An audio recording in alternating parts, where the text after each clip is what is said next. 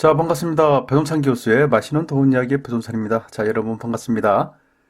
절대 사면 안 되는 청약 분양권에 대해서 오늘 이야기를 한번 나눠보도록 하죠. 우리들 주변에는 이 많은 사람들이 아파트를 청약받아서 뭐 1억 벌었다, 2억 벌었다라는 사람이 있어요. 또 분양권을 사고 팔고 해가지고 뭐 이렇게 몇 천만 원 벌었다, 아니면 뭐 몇 억을 벌었다라는 사람이 있죠. 분명히 요 아파트 청약이라는 거, 또 분양권을 또 사고 판다는 거, 요런 부분에 대해서 돈을 번 사람이 분명히 우리들 주변에는 있다는 얘기예요. 또한 이렇게 돈 번 사람들의 이야기를 듣고 나도 똑같이 따라하면 돈을 벌 수 있다 라고 또 생각하시는 분들이 똑같이 아파트를 청약하거나 또 아파트 분양권을 돈을 주고 사는 경우가 있겠죠. 그런데 좀 공교롭게도 또 어떤 사람들은 프리미엄을 몇 천만 원 주고 샀는데 요게 입주할 때 되니까 마이너스 프리미엄이 돼가지고 그것도 마이너스 뭐 1억이 돼가지고 굉장히 속상한 그런 경우들이 많이 발생을 한다는 거죠. 그러면 이런 사람들의 차이점은 뭐가 있을까요? 제가 보는 점에서는 이런 사람들의 차이점, 즉 분양권, 즉 청약이나 분양권을 매매하게 됨으로써 돈 버는 사람과 돈을 벌지 못하고 돈이 나가는 사람의 차이는 바로 선택에서 결정이 난다고 볼 수가 있겠죠. 즉 좋은 부동산, 좋은 분양권을 선택한 사람은 돈을 버는 거고 나쁜 부동산, 좋지 않은 분양권을 선택한 사람들은 돈이 나갈 수밖에 없다는 거죠. 따라서 우리는 이 부동산에 대한 기술을 어느 정도 배우셔야 된다는 얘기예요.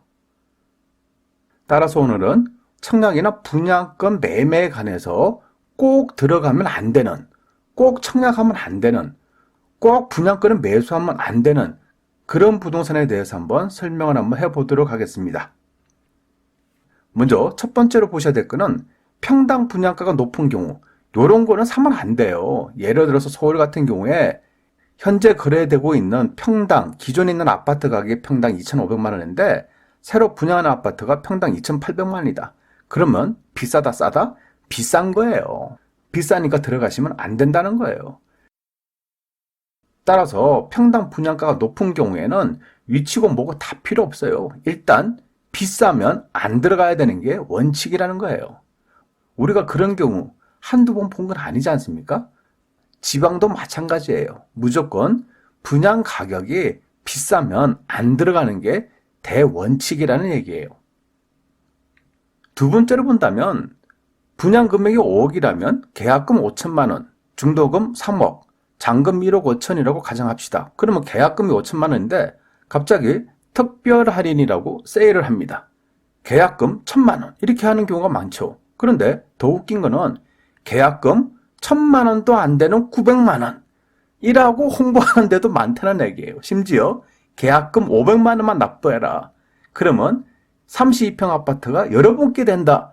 이렇게 프랜카드 내걸고 이렇게 인터넷상으로 홍보를 한다는 거 아니겠습니까?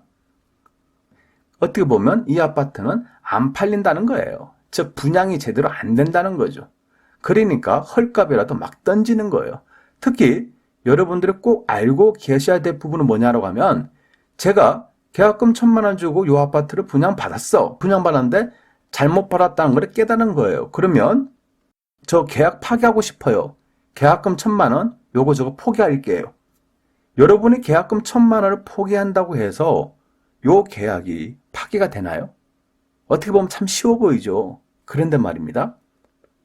계약금 1,000만 원을 줬으니 1,000만 원만 떼이고 말지라고 생각할 수도 있겠지만은 실상은 그러하지 않다는 얘기예요. 왜냐하면 계약금은 5천만 원이라는 거죠. 그리고 계약금 중 일부인 5천만 원을 받았다는 얘기예요. 그러면 계약 파기 시에는 전체 계약금 5천만 원에 대한 배상 책임이 있다는 거죠. 무서운 말이지 않나요? 여기에다가 특약으로 은행이자 분양회사의 수수료까지 계약 파기자가 책임진다라는 문구가 들어가 있다면 여러분은 그냥 계약금 1,000만 원만 포기하면 되겠지라고 생각을 하셨다면 원래 계약금 5천만 원에다가 분양회사의 수수료 2천만 원에다가 은행이자 몇백만 원 합쳐가지고 7천만 원, 8천만 원 돈을 여러분이 돌려줘야 된다는 얘기예요. 굉장히 무서운 얘기예요. 그 다음 화면을 보시면요. 중도금 무이자라는 게 있죠. 분양금액 5억 원, 계약금 5천만 원, 중도금 3억, 잔금 1억 5천만 원인데 정상적으로 한다면 중도금이라는 거는 1차부터 5차 내지 6차까지 중도금을 납부해야 되겠죠. 그런데 이 부동산이 좀 다소 안 팔리는 부동산이다라고 할 경우에는 갑자기 중도금에 대해서 이자 후불제라는 게 나옵니다. 여기서 말하는 중도금 이자 후불제라는 거는 중도금은 은행에서 대출을 해준다는 얘기예요. 이 중도금에 대한 이자를 매달 꼬박꼬박 납부하는 것이 아니라 잔금 납부할 때, 즉 아파트 입주를 할 때 그때 이자 후불제로 납부를 할 수 있다는 얘기죠. 그렇다면 투자자 입장에서 본다면 계약금만 집어넣고 중도금에 대한 부담이 없으니까 사람들이 투자를 할 가능성이 증가되겠죠. 여기에다가 좀 더 안 팔릴 것 같은 부동산이다 라고 할 경우에는 중도금을 무이자로 때린다는 얘기예요. 그리고 여러분들께서 혹시라도 중도금 무이자니까 계약금 1,000만 원만 넣고 중도금 무이자래. 이렇게 해가지고 입주할 때 돼가지고 프리미엄 3천만 원이면 야 이거 투자 수익률이 1,000만 원 투자했는데 내가 입주할 때 보니까 3천만 원이 올랐어. 그러면 투자 수익률이 막 300%야. 이렇게 생각하면서 투자를 한다는 거죠. 근데 중요한 거는 안 올라가니까 계약금 1,000만 원, 중도금 이자 후불제, 중도금 무이자를 때린 거 아닙니까? 그래서 나는 계약금 1,000만 원 줬는데 입주할 때 보니까 마이너스 프리미엄이 5천만 원이다. 요거 어떻게 하냐고요. 그러면 계약 파기를 해요? 그건 아니죠. 왜냐하면 중도금이 무이자로 벌써 건설회사가 대신 납부를 했다는 거 아닙니까?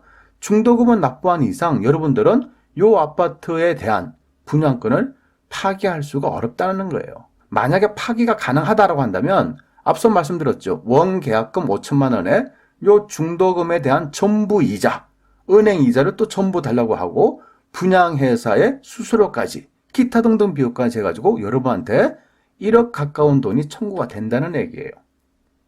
무서운 얘기죠. 네 번째로 본다면 마치 이 건설회사가 산타크로스 할아버지 같아요. 계약금 1,000만 원에 중도금 무이자에 방 확장, 사시까지 공짜, 김치냉장고 공짜, 세탁 건조기도 준다는 거예요. 심지어 공기청정기까지 주겠다는 거예요. 하여튼 다 준다는 거야, 다. 역으로 한번 생각을 해보면 요 아파트가 얼마나 안 팔리면 그렇지가 않나요? 얼마나 안 팔리면 요렇게까지 해서 팔아야 되는지. 거기다 또 한 가지. 요렇게 해서 팔아도 얼마나 수익이 남으면 요렇게까지 하면서도 팔까? 즉 아파트를 한 채 분양한다는 거는 건설회사 입장에서는 엄청난 수익이 난다는 얘기예요. 따라서 여러분 분양가 100% 공개돼야 되고요. 또 분양가 상제가 실시돼야 된다는 얘기예요. 그렇지가 않나요? 마지막으로 1순위 마감이냐 아니냐 이거 잘 판단을 하셔야 돼요. 아파트를 이렇게 청약한다는 거는 특별 공급 순위가 있고 1순위 청약 순위가 있고 2순위 청약 순위가 있지 않습니까? 따라서 여러분들이 눈여겨보셔야 될 거는 웬만한 아파트들은 좋은 아파트다라고 할 경우에는 1순위 청약에서 다 끝나야 되는 거예요. 그런데 2순위까지 왔다라는 거는 사람들이 약간 관심이 없다라고 이렇게 이해를 하셔야 되고 만약에 2순위까지도 청약이 안 됐다라고 한다면 이거는 무순위까지 온다는 얘기예요. 여기서 말한 무순위가 왔다는 얘기는 이제 미분양 됐다는 얘기예요. 미분양이니까 청약 통장이 있네 없네 또 청약 기간이 몇 년이 걸렸네 뭐 신혼 부부네 이런 거 다 필요가 없다는 얘기예요. 그냥 분양이 안 됐다는 얘기예요. 누구나 다 돈만 있으면 그냥 살 수 있다는 얘기입니다. 즉 미분양 아파트는 이 정도로 사람들이 관심이 없는 아파트다라고 이렇게 이해를 하셔야 된다는 얘기죠. 물론 미분양에 대한 투자 전략은 따로 짤 수가 있겠지만은 오늘 강의의 핵심은 최소한 1순위 청약에서 끝난 그런 아파트에만 관심을 가지고 2순위까지 왔다라고 한다면 여러분들은 관심을 끄라는 얘기입니다. 아파트 청약, 분양권 매매 분명히 돈을 벌 수 있는 기회는 기회라는 얘기죠. 하지만 앞서 말씀드렸듯이 어떤 이에게는 1억, 2억이나 돈이 생기고 어떤 이에게는 1억, 2억이라는 돈이 나가기도 한다는 거예요. 따라서 여러분들이 청약을 받으시거나 분양권을 매매하실 때 항상 조심하시고 여러 가지를 꼼꼼하게 살펴보신 후 청약을 하시던가 분양권을 사셔야 되는 거예요. 이상까지 배종찬 교수의 맛있는 도움 이야기였습니다. 감사합니다.